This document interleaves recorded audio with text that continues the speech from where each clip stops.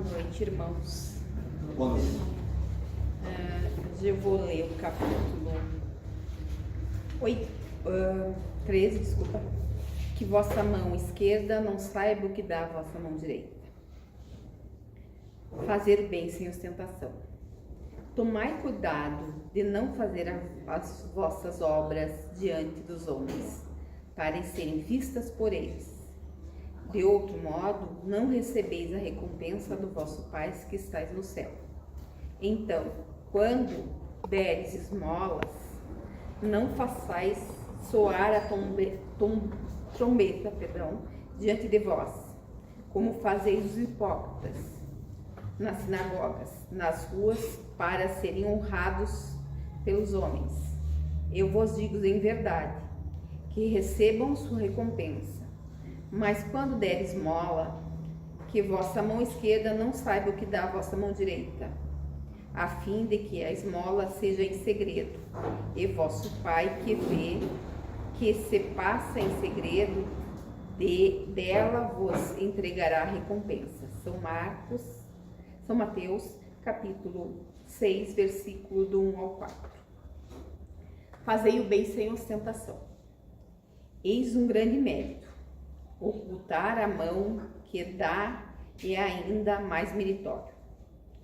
É o sinal incontestável de uma grande superioridade moral. Porque para ver coisas dos mais altos que o julgo é preciso fazer abstração da vida presente e identificar como a vida futura. É preciso uma palavra, colocar acima da humanidade para renunciar à satisfação que proporciona o testemunho dos homens e esperar a aprovação de Deus. Aquele que estima a aprovação dos homens mais do que de Deus, prova que tem mais fé nos homens do que em Deus, e que a vida presente é mais para ele do que a vida futura, ou mesmo que não crê na vida futura. Se diz o contrário, age como se não cresce no que diz. Quantos há que não prestam um serviço senão com a esperança de um benefício, e de agreitar o benefício sobre os telhados, que na claridade darão a grande soma, na soma não dariam uma moeda. Por isso Jesus disse: aqueles que fazem o bem sem ostentação já receberam a sua recompensa. Com efeito, aquele que procura a sua glorificação na terra pelo bem que fez, já pagou a si mesmo. Deus não lhe pede mais nada. Não lhe resta a receber senão a punição do seu orgulho. Que a mão esquerda não saiba o que a mão direita. E é uma figura que caracteriza admiravelmente a beneficência da modéstia. Mas se há uma modéstia, há também uma modéstia simulada, o simulacro da modéstia real. Há pessoas que escondem a mão que dá tendo cuidado de mostrar um pedaço. Atento aos que veem, não viu esconder. Indigna paródia das máximas de Cristo. Seus benfeitores orgulhosos são depreciados entre os homens. Que será deles, pois, perto de Deus? Esses também receberam as suas recompensas na terra e foram vistos a eles, e eles são satisfeitos por terem visto. É tudo o que terão. Qual será a recompensa daquele que faz pesar os seus benefícios sobre o benefício que lhe impõe? Alguma sorte, testemunhos de reconhecimento, lhe fará sentir uma posição, exaltando o preço do sacrifício que impôs a ele. Para que não há nenhuma recompensa terrestre, porque será privado da doce satisfação de ouvir abençoar seu nome, o que é o primeiro castigo por orgulho, e as lágrimas que seca em proveito a sua vaidade e julga se subirem ao céu, recairá sobre os corações aflitos que o cercam. O bem que faz sem proveito para si, uma vez o censura, porque o benefício censurado é uma moeda falsa e sem valor. Quando eu peguei essa leitura, as coisas que mais me remetiam é o mundo que a gente vive hoje, que é um mundo de ostentação. É um mundo de likes, de curtidas, de visualizações, de pessoas querendo a fama atrás dessas pequenas curtidas. E eu tinha, sinceramente, refeito toda a conversa de hoje em cima disso. Mas quando foi lido aqui, não sei qual era tu lembra qual era o número do capítulo que tu leu? Capítulo 17, o dever. O dever. Eis que eu sentadinha aqui, me veio que tudo bem, a gente entende essa questão de ser, das pessoas, da fragilidade do ser e da procura do reconhecimento. Mas essa palavra, o dever, me caiu muito forte, porque qual é o meu dever quando eu me proponho fazer a doação? Eu não gosto da palavra esmola, mas vamos usar a palavra esmola. Qual é o meu dever? O que eu preciso? E como foi lido, não é um dever do outro, nem ficar grato, né? A gente espera que ele tenha algum, não é, mas é o meu dever me modificar, é o meu dever me reconciliar, é o meu dever mudar. Então, confesso a vocês que teve uma reviravolta muito grande e quando eu estava lendo aqui, eu não queria me esquecer da palavra. E eu estava lendo e eu digo, não posso me esquecer, porque a ostentação é um orgulho que nós carregamos. E aí, se a gente pensar que a gente está entre dois deveres, o dever do homem, que é ostentar, ganhar like, ser visto, ser apreciado, né? Que é o dever da terra. E quando a gente faz esse dever aqui, a gente esquece o outro dever. Que o outro dever qual que é? É do nosso crescimento, é do nosso melhoramento, do nosso realmente do nosso engrandecimento, mas não para que os outros nos aplaudam, porque o texto fala do começo ao fim sobre isso, sobre os aplausos que a gente procura do outro. E eu entendo, e eu vou falar como ser humano, que a gente muitas vezes não faz por querer, porque às vezes a nossa esmola é ouvir o outro, isso quer emprestar o ouvido do outro, mas até nessa benefício para o outro, às vezes a gente peca, quando a gente não consegue segurar. Eu escutei fulana e agora ela fez isso comigo, eu sei de fulana, ou repassa aquilo. E a mim, nesse momento, eu quero dizer para vocês que isso está tudo muito fresco aqui na minha cabeça, que a esmola tomou outros caminhos.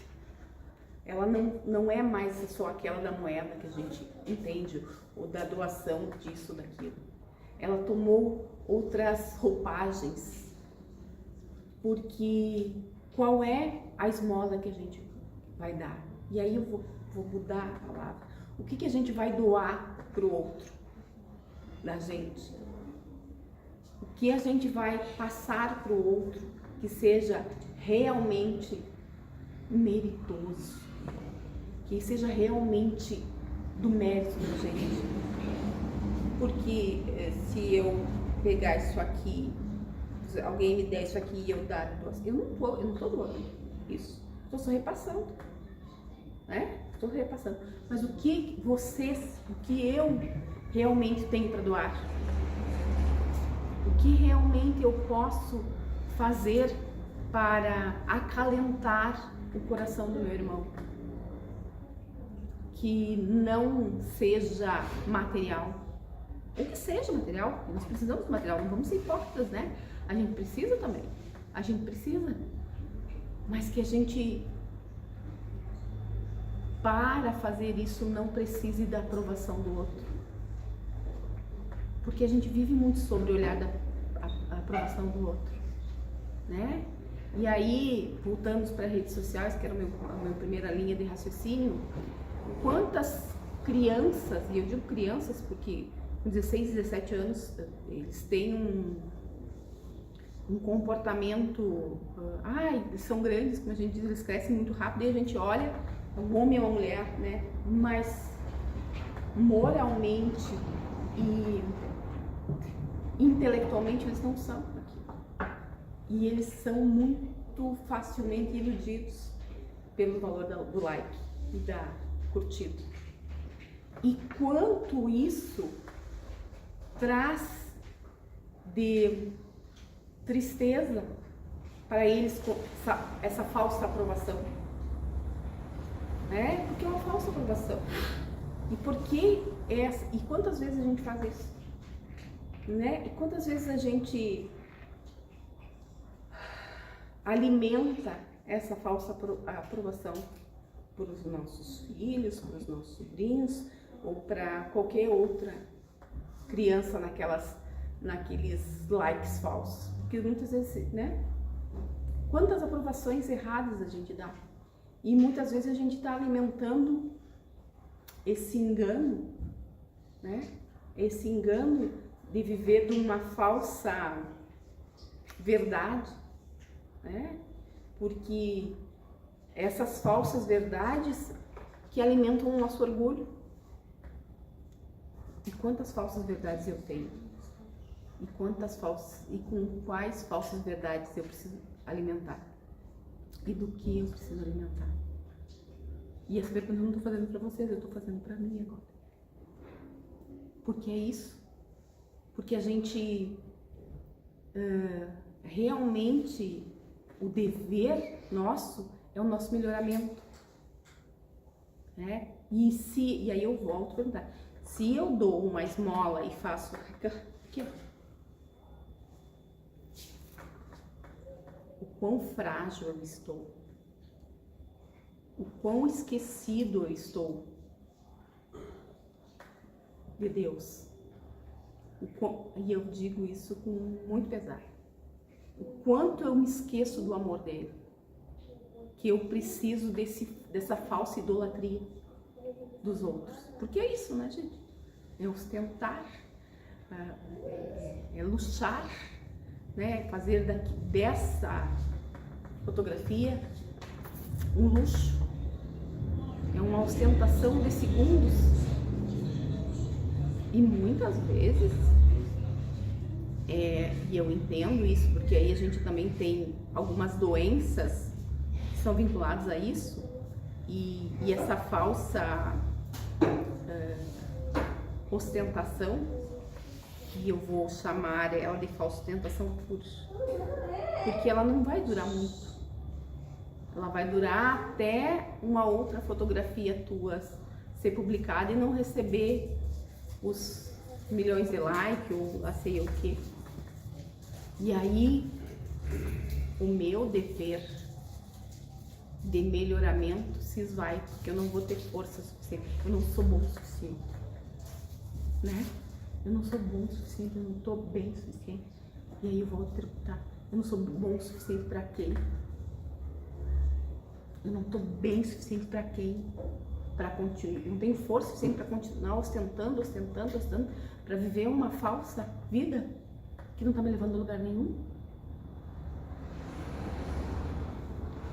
E o quanto isso nos dói. Aí você me diz, mas eu não entro nas redes sociais. Eu não tenho nem conta. E quais outras ostentações que a gente faz? No silêncio da nossa casa. Como eu disse antes, ouço o que o meu vizinho diz, mas não. Eu escuto, mas eu não. Eu ouço, mas eu não escuto. Eu realmente só ouvi aqui, só ouvi. E não dei o verdadeiro valor daquele pedido. Ah, eu tenho muita coisa a fazer, mas ele fala sempre a mesma coisa, sempre repete a mesma coisa. E aí eu pergunto, será que a gente não está repetindo? Não é porque se ele fala a mesma coisa sempre, tu faz a mesma coisa aqui, de escutar, tu também não mudou. Né? Então, assim, é uma corrente, é um vício. E às vezes a gente precisa ser escutado de verdade, ser ouvido de verdade, e ser percebido no sofrimento. E eu também sei que às vezes essa ostentação se dá nisso, porque a outra pessoa precisa se fragilizar, ser piedosa para ter o olhar do outro. A gente tem essa outra coisa também, né? Eu sou tão coitadinho, as pessoas fazem tanto mal para mim, isso é ostentar também. Porque aí eu sou um pobre coitado, que ninguém me dá o valor suficiente, e eu tô sempre ajudando, ajudei fulano, ajudei ciclano, e agora ele nem tá me escutando, ele não tá isso. E isso também é um vício.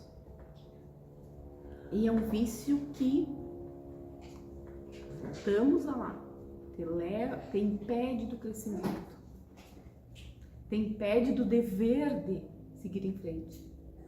E tem algumas coisas que nos paralisam, né? Alguns maus hábitos que nos paralisam.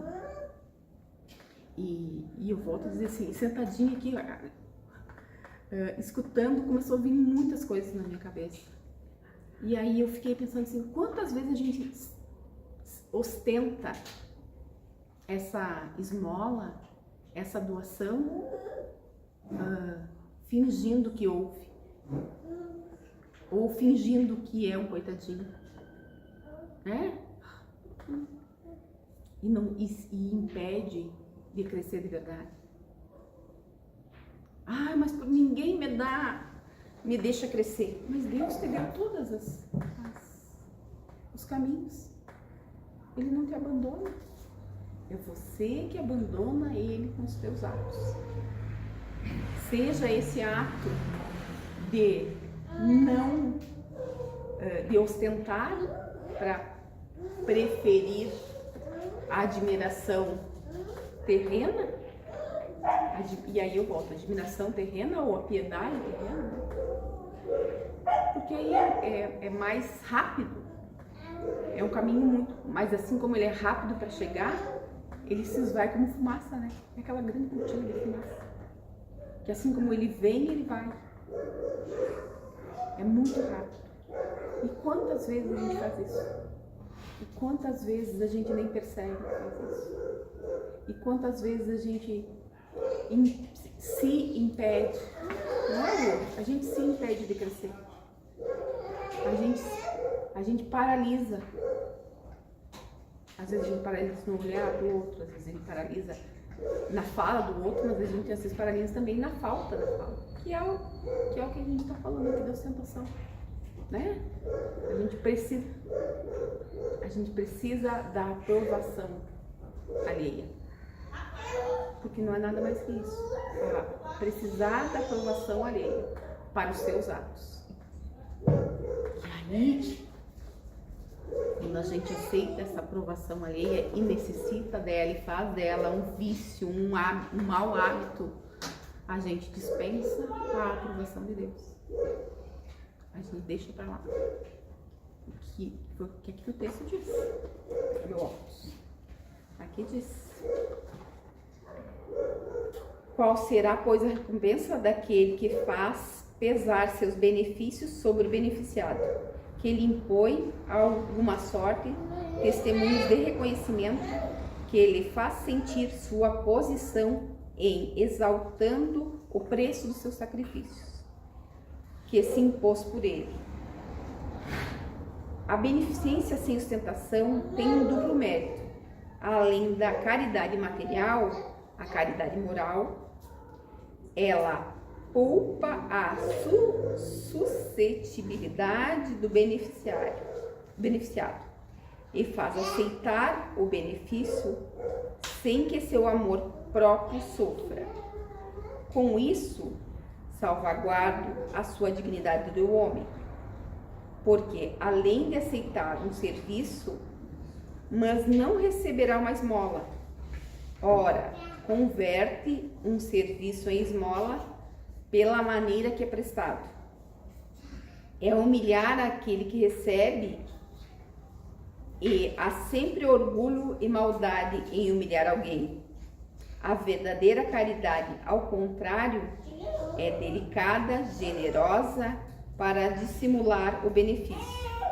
Evita até as menores aparências ofensivas, porque toda ofensa moral aumenta o sofrimento do que nasce da necessidade. Ela sabe encontrar palavras doces e afáveis que colocam o beneficiado à vontade na face do beneficiador, ao passo que a caridade orgulhosa esmaga. O sublime e verdadeira generosidade é quando um benfeitor, mudando de papel, encontra o meio de parecer ele mesmo beneficiário em face daquele que presta o serviço. Eis o que querem dizer as palavras: que a mão esquerda não saiba o que dá a vossa mão direita. Que a gente se coloque no lugar do beneficiário. Que a gente, quando esteja fazendo a oferta, qualquer uma que seja, que a gente entenda que a gente é o beneficiado, porque a gente já recebeu aquilo para poder repassar para o outro, né? Porque a gente, de algum modo, a gente não precisa mais daquilo. Aquilo é algo que a gente tem para doar. Então a gente foi beneficiado antes. A gente teve esse benefício muito além disso. Então não é ele que está ganhando. Sou eu que já ganhei o bastante para poder retribuir, dividir. Sou eu que estou fazendo. Sou eu que estou dividindo um bem. Mas não um bem que já para mim é mais ou menos aquilo que o Chico diz assim: se tem um cobertor sobrando no teu guarda-roupa, é porque está faltando para o irmão. Se tu tem alguma coisa que está sobrando, é porque está faltando para alguém. Então eu já fui beneficiado mais vezes, porque eu pude escolher, porque eu pude, eu paguei lá para minhas parcelinhas lá, paguei, mas eu consegui honrar aquele pagamento. Então eu já fui beneficiado, eu já estou beneficiado com isso. Então eu não posso percorrer um outro caminho querendo uma ostentação que vai ser passageira, ou humilhando um irmão com a fotinho lá. Não, mas foi ele que me pediu. Ou é como diz ali, só aparecendo um pontinho da mão ou um pedacinho da roupa. E aí depois, ou um relógio, aí depois. Mas reconhecer o relógio de fulano naquela foto que estava doando tal coisa. Porque tem gente que calcula isso, né? A gente está num mundo desse, de cálculos e de necessárias likes, ou de necessários, mais coraçãozinho, né? Melhor. A gente está nesse mundo, que é um mundo de aparecer. Minha mãe disse que aparecer, tá querendo aparecer.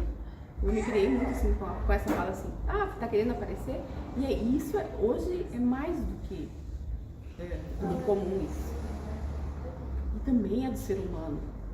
A gente também precisa, não vou dizer assim, não dá pra gente dizer assim, às vezes a gente precisa saber que tá no caminho certo.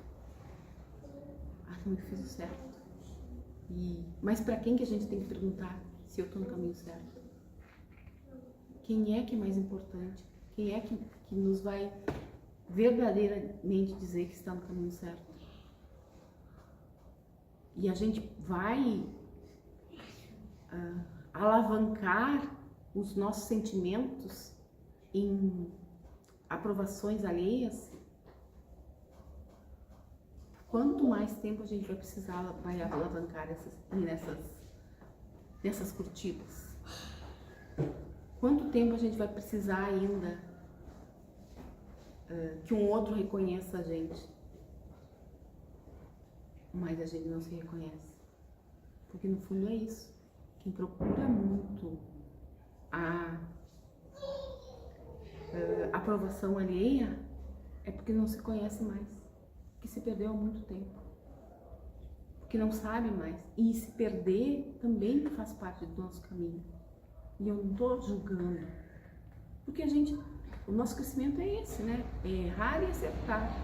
E eu ouso dizer que a gente erra mais do que acerta. E tá tudo bem. A gente está num mundo de expiação. A gente está num mundo de aprendizado. Mas a gente realmente precisa aprender com isso.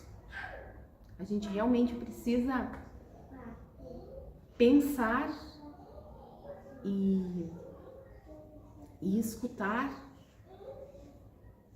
antes de reverberar as coisas. A gente nós precisamos nos escutar. A gente precisa relembrar o que é. E eu vou dizer a palavra moral, mas eu não sei se essa é a palavra que eu gostaria de usar. Eu acho que repensar se eu estivesse naquele lugar, como eu gostaria de ser tratada. Eu costumo brincar lá na escola, às vezes a gente conversando com os alunos, e eu brinco assim que os 10 mandamentos não precisavam de 10 mandamentos. Um só bastava. Não faça pro outro que tu não quer que faça pra ti. Né? Se tu se colocar no lugar do outro e entender o sofrimento do outro, tu não vai fazer. Se tu tirar o teu ódio, brigamos, mas se tu conseguir fazer essa leitura, retirar o teu ódio antes de rebater, mas ele fez aquilo pra mim, tu gostou? Não. Então, se tu tivesse outro lado. E às vezes é isso. A gente precisa apenas olhar para o outro como um irmão que necessita de uma esmola, que a gente não sabe qual é a esmola que a gente vai dar. Que pode ser o casaco, pode ser o cobertor, mas pode ser a palavra, pode ser o ouvido. Que a gente possa realmente compreender qual é a necessidade do outro e qual é a nossa necessidade. Qual é a esmola que eu preciso hoje. Eu sinceramente, como eu disse, eu tinha uma linha de raciocínio e eu mudei a minha linha e eu agora me pergunto qual é a esmola que eu preciso. O que eu preciso para o meu melhoramento? E o que o meu orgulho não deixa eu admitir? O que eu preciso melhorar? E que o orgulho não está deixando chegar? Que eu não consigo nem escutar o meu irmão. Então, irmãos, muito obrigada por me ouvirem. Vou fazer a prece. Vamos nos unir em pensamento.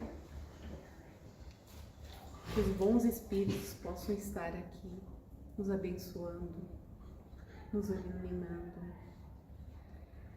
que possam levar até os nossos lares toda a luz necessária, assim como o amor necessário a todos os nossos irmãos, aos asilos, aos orfanatos, aos presídios, aos hospitais, a todo ser. E Deus sabe melhor o que passa no nosso coração, que Ele consiga levar essa onda de amor, de paz, de tranquilidade para os corações necessitados, que possamos alimentar o nosso amor, para que ele também cresça e frutifique, porque o amor salva a todos nós, porque o amor de Cristo sempre nos salva e sempre está à nossa disposição, que sabemos que podemos retirar esse véu do orgulho para poder pedir e aceitar esse amor. Tenhamos uma boa semana iluminada e abençoada a todos. Que assim seja. Muito obrigada.